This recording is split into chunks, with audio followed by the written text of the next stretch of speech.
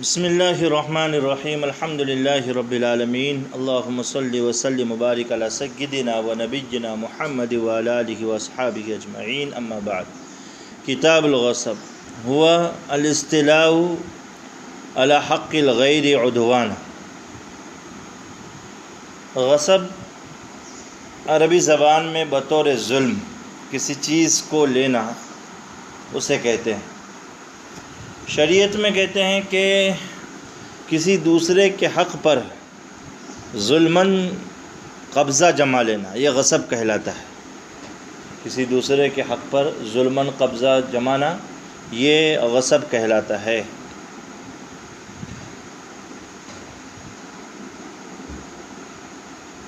Flu رکب دابۃ او جلس علی فراش فغاصب وان لم ينقل ولو دخل داره وأزعجه عنها أو أزعجه وقهره على الدار ولم يدخل فغاصب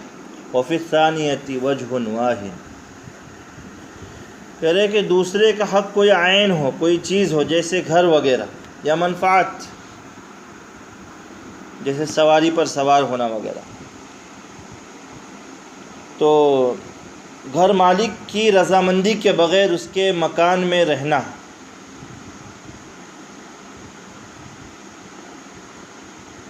تو اسی طریقے سے سیرابی کا حق وغیرہ ظلماً حاصل کر لینا، صاحب حق کی رضامندی کے بغیر جبراً و قہراً اس پر اپنا قبضہ جما لینا یہ غصب کہلائے گا، اور ایسا کرنے والا یہ غاصب کہلائے گا۔ تو اگر کوئی کسی کی سواری پر اس کی اجازت کے بغیر سوار ہوا، یا کسی کے بسترے پر اس کی اجازت کے بغیر جا کر بیٹھ گیا، چاہے اس نے اس کو وہاں سے ہٹایا نہیں، صرف بیٹھنا بھی یہ غصب کہلاتا ہے۔ کسی کے گھر میں بغیر اجازت کے داخل ہوا اور اس کو وہاں سے نکالا، ہٹایا اور گھر پر قبضہ جمایا، اگرچہ گھر میں داخل نہیں ہوا ہے، تب بھی یہ غاصب کہلاتا ہے۔ وَلَوْ سَكَنَ بَيْتًا وَمَنَعَ الْمَالِكَ مِنْهُ دُونَ بَاقِي الدَّارِ فَغَاصِبْ لِلْبَيْتِ فَقَط۔ کسی کی ایک پوری عمارت ہے، کسی شخص نے جا کر ایک کمرہ بند کر دیا، اس میں رہنے لگا، اور مالک جو اس بلڈنگ کا یا اس پورے بڑے مکان کا، بنگلے کا مالک ہے، اسے اس کمرے میں داخل ہونے سے روک دیا۔ ہاں،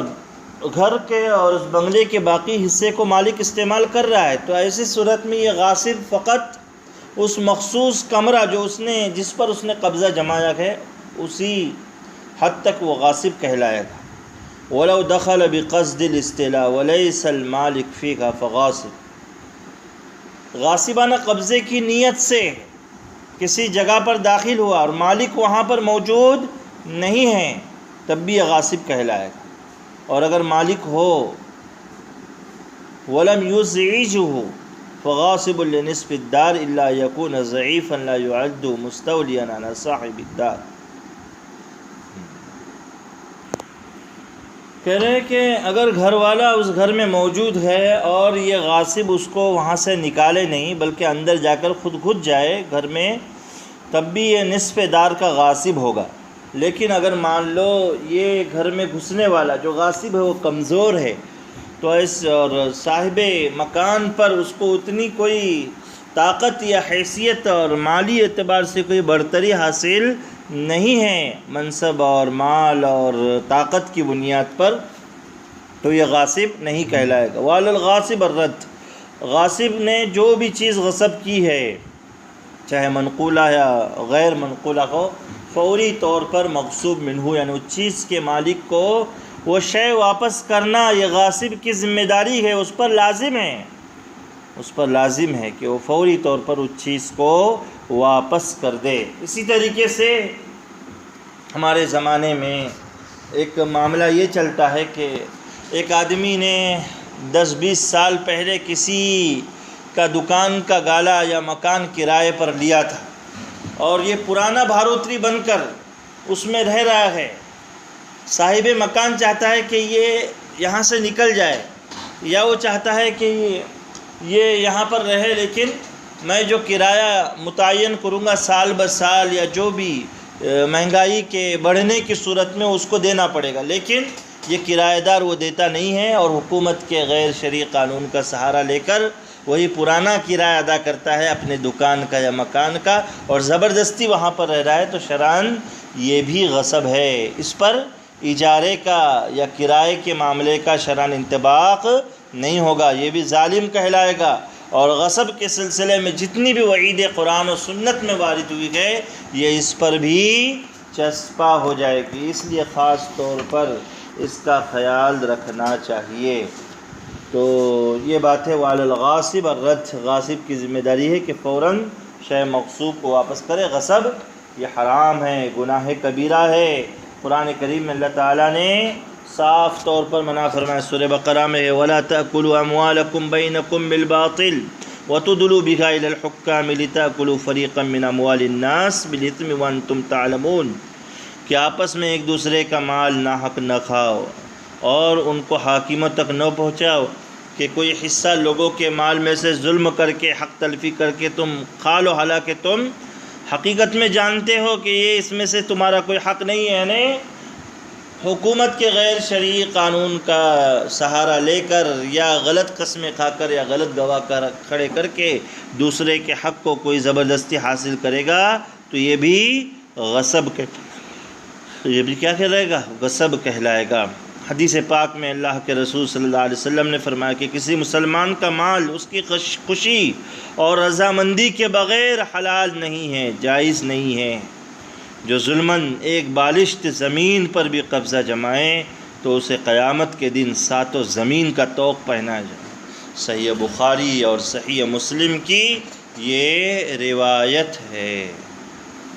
غاصب آخرت میں گناہ اور سزا کا مستحق قرار پائے گا، اس لیے کہ غصب یہ کبیرہ گناہ ہے، حرام ہے، اور دنیا میں حاکم کو لازم ہے کہ وہ غاصب کی تادیب کرے، اس کو سزا دے، اور غصب سے فوراً باز آنا غاصب کے لیے ضروری ہے۔ جو چیز بھی اس نے غصب کی تھی وہ فوری طور پر واپس کر دے، لوٹا دے۔ فَإِن تَلِفَ عِندَهُ زَمِينَهُ، اور غاصبانہ قبضہ جو ہے یہ ضمانت کا قبضہ ہوتا ہے، ضمانت کا قبضہ ہوتا ہے۔ لہذا اگر شے مغصوب کے اندر کسی قسم کا بھی نقصان ہو گیا تو غاصب کو اس کی ضمان اور اس کی بھرپائی ادا کرنا پڑے گی۔ وَلَوْ أَتْلَفَ مَالًا فِي يَدِ مَالِكِهِ زَمِينَهُ، اگرچہ غاصب نے مالک کا مال مالک کے قبضے میں رکھ کر ہی تلف کیوں نہ کیا ہو، تب بھی غاصب ہی ضامن ہوگا۔ کون ضامن ہوگا؟ غاصب ہی ضامن ہوگا، اس کو ضمان دینا پڑے گا، یعنی اس چیز کا بدل یا پھر اس کی قیمت وغیرہ جو بھی ہے وہ مالک کو واپس کرنا لازم ہوگی۔ مثلی چیز ہے تو مثل لوٹانا لازمی ہے، اور اگر قیمت والی چیز ہے تو قیمت دینا اس کے لیے اب ضروری ہو جائے گا۔ وَلَوْ فَتَحَ رَأْسَ زِقٍ مَطْرُوحٍ عَلَى الْأَرْضِ فَخَرَجَ مَا فِيهِ بِالْفَتْحِ أَوْ مَنْصُوبٍ فَسَقَطَ بِالْفَتْحِ وَخَرَجَ مَا فِيهِ ضَمِنًا، کہہ رہے ہیں کہ اگر زمین پر گرے ہوئے گڑھے کا منہ کھول دیا، جس کی وجہ سے زمین پر پڑے ہوئے ایک گڑھے کا کسی نے منہ کھول دیا، جس کی وجہ سے اس گڑھے کے اندر مان لو دودھ تھا یا شہد تھا یا جو بھی تھا وہ چیز نکل گئی، فخرج ما فیہ بالفتح، کھولنے کی وجہ سے، تو یہ کھولنے والا ضامن ہوگا، اس کو ضرورت نہیں تھی بلا اجازت کھولنے کی۔ او منصوب، یا زمین پر کھڑا کیا ہوا تھا ایک گڑھا اور فسقط بالفتح، وہ کھولنے کی وجہ سے گر گیا، وخرج ما فیہ ضمین، تو یہ کھولنے والا ضامن کہلائے گا۔ وَإِن سَقَطَ بِعَارِضِ رِيحٍ لَمْ يَضْمَنْ، البتہ ہوا تیز چلی اور اس کی وجہ سے اگر وہ گڑھا گر گیا ہے تو ایسی صورت میں یہ شخص ضامن نہیں ہوگا۔ وَلَوْ فَتَحَ قَفَصًا عَلَى طَائِرٍ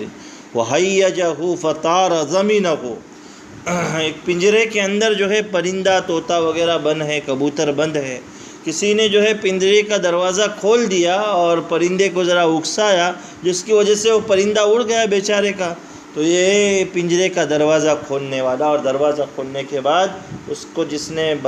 پرندے کو برانگیختہ کیا ہے یہ شخص ضامن ہو جائے گا۔ وَإِنِ اقْتَصَرَ عَلَى الْفَتْحِ فَلَا ظَهَرَ أَنَّهُ إِذَا طَارَ فِي الْحَالِ ضَمِنَ، اور اگر صرف کھولنے پر اکتفا کیا، صرف کھولا اس نے اور پرندہ اڑ گیا، تو ایسی صورت میں تب بھی ضامن ہوگا، فوراً اڑا تو پرندہ۔ وَإِنْ وَقَفَ، اور کھولنے کے بعد مان لو 15-20 منٹ تک پرندہ اڑانے، اس کے بعد اڑ گیا، ثُمَّ طَارَ فَلَا يَضْمَنُ، تو ایسی صورت میں اب یہ جو دروازہ کھولنے والا ہے یہ ضامن نہیں کہلائے گا۔ وَالْأَيْدِي الْمُتَرَتَّبَةُ عَلَى يَدِ الْغَاصِبِ أَيْدِي ضَمَانٍ وَإِنْ جَهِلَ صَاحِبُهَا الْغَصْبَ ثُمَّ إِنْ عَلِمَ فَكَغَاصِبٍ مِّنْ غَاصِبٍ فَيَسْتَقِرُّ عَلَيْهِ زَمَانُ مَا تَلْفَ عِنْدَهُ وَكَذَا إِنْ جَهِلَ وَكَانَتْ يَدُهُ فِي أَصْلِهَا يَدَ ضَمَانٍ كَالْعَارِيَةِ وَإِنْ كَانَتْ يَدَ أَمَانَةٍ كَوَدِيعَةٍ فَالْقَرَارُ عَلَى الْغَاصِبِ۔ اس عبارت فرما رہے کہ شے مغصوب میں غاصب کو کسی بھی قسم کا تصرف کرنا جائز نہیں ہے، حرام ہے۔ اگر غاصب شے مغصوب میں، غصب کی ہوئی چیز میں کوئی تصرف کرے، مثلا شے مغصوب کو بیچ دے یا کسی کو ہدیہ دے دے یا اس کو اجرت پر دے دے یا عاریت پر دے دے یا کسی کے پاس امانت رکھے، تو جن لوگوں کے قبضے میں یہ چیز گئی ہے تو غاصب کا یہ تصرف ہی باطل، اور اس پر اس تصرف کا کوئی شرعی اثر مرتب نہیں ہوگا، اور جن کے قبضے میں یہ چیز چلی گئی ہے اس پر بھی غصب کا حکم نافذ ہو جائے گا، لہذا ان کا قبضہ بھی قبضہ زمان ہی کہلائے گا، لہذا غصب کا حکم نافذ ہوگا، اور وہ شے مغصوب کا جس نے بھی قبضے میں، چاہے وہ مشتری ہو، چاہے وہ موہوب لہو ہو، چاہے وہ مستاجر ہو یا مستعیر ہو یا امین ہو، وہ اس شے کا ضامن ہوگا، کیونکہ ان میں سے ہر ایک نے دوسرے کی ملکیت پر اس کی اجازت کے بغیر قبضہ جمایا ہے، چاہے اسے علم نہیں ہے، کیونکہ لا علمی کی وجہ سے گناہ نہیں ہوگا، لیکن زمان ساقط نہیں ہوگا، زمان ساقط نہیں ہوگا۔ جیسے کہ دوسرے کی چیز لا علمی میں اگر تلف کرتے یا بلا قصد ضائع کرتے تو ضامن ہوگا، اگرچہ گنہگار نہیں ہوگا، لیکن زمان تو بہرحال آئے گا، زمان تو بہرحال آئے گا جی۔ لہذا فرما رہے کہ اگر مغصوب شے تلف ہو جائے تو مغصوب منہ غاصب اور جس کی طرف وہ چیز منتقل ہوئی تھی، دونوں میں سے کسی سے بھی زمان کا مطالبہ کر سکتا ہے، چاہے وہ مشتری ہو چاہے مستاجر ہو، کوئی بھی ہو۔ اگر غاصب کے علاوہ سے مطالبہ کر کے زمان وصول کرے مغصوب منہ چیز کا مالک، تو یہ جو آدمی ہے یعنی مشتری یا مستاجر وغیرہ، یہ مقدار غاصب سے واپس لے لے گا، جبکہ اسے غصب کا علم نہیں تھا، اور اس کا قبضہ امانت کا قبضہ ہو، جیسے امین اور مستاجر کا قبضہ۔ اور اگر اس کا قبضہ اصل میں زمان والا قبضہ ہو، جیسے مستعیر یا مشتری یا مقروض وغیرہ کا قبضہ، تو پھر یہ لوگ غاصب سے کوئی چیز واپس نہیں لیں گے، کیونکہ غاصب کے ساتھ ان کا معاملہ ہی زمان کی بنیاد پر ہے، لہذا اس کی جانب سے دھوکہ دہی نہیں پائی گئی۔ اگر اسے غصب کا علم ہو تو غاصب سے واپس نہیں لے سکتا، کیونکہ جب اسے خود غصب کا علم ہے تو غاصب کی طرف سے دھوکے کا سلوک نہیں پایا گیا ہے۔ یہ تمام باتیں انہوں نے یہاں پر کہہ دی ہے۔ وَمَتَى أَتْلَفَ الْآخِذُ مِنَ الْغَاصِبِ مُسْتَقِلًّا بِهِ فَالْقَرَارُ عَلَيْهِ مُطْلَقًا وَإِنْ حَمَلَهُ الْغَاصِبُ عَلَيْهِ بِأَنْ قَدَّمَ لَهُ طَعَامًا مَغْصُوبًا ضِيَافَةً فَأَكَلَهُ فَكَذَا فِي الْأَصْلِ۔ کہتے ہیں کہ غاصب کے سے شے مغصوب لینے والے نے اگر شے مغصوب کو تلف کر دیا، شے مغصوب کو تلف کر دیا، ضائع کر دیا، خود سے ضائع کر دیا، غاصب نے اس کو کوئی اس پر تابع نہیں دیا تھا، تو ایسی صورت میں اب چاہے اس کا قبضہ امانت ہو یا ضمانت ہو، تو تاوان تو اسی کو ادا کرنا پڑے گا، ضمان اسی کو بھرنا پڑے گا۔